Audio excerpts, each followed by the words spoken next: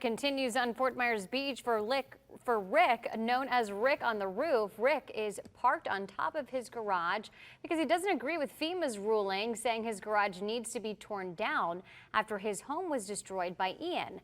Rick says his garage was built up against his home in 2019. And he says it was an independent structure, so it should be able to stay. Now, earlier today, Rick came down to listen to FEMA representatives about the future of his garage. Well, whatever he heard, he didn't like it because he went right back up.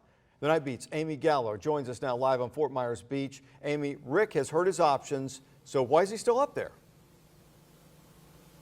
Well, he's not technically up there right now. He came down because there is some very bad lightning in the area and we all want to stay safe, but he's still on that metaphorical roof because he and his contractors and engineers, they don't agree with the fact that the town is calling this garage a laterally attached structure to his old home. He says they were two completely different structures.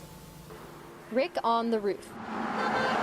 If you live on Fort Myers Beach, you've seen him. You may have waved to him or brought him one of these gifts. I'm bringing him a cold snap towel. He's been on top of his garage for over 35 hours, fighting the heat, the rain, boredom, but he'll draw the line at lightning. January would have been a much better month to do this. I sat down to talk with him and his wife, Amy, while he sought shelter in his RV to talk about his options. The town's giving him 3. 1, build a new home, but the surviving garage must be brought up to current standards. 2, convert the garage to a stand-alone accessory and build a new detached home. Or 3, demolish the garage and rebuild a new home and garage as a new construction that meets current standards. They're all the same option. Why does Rick think that?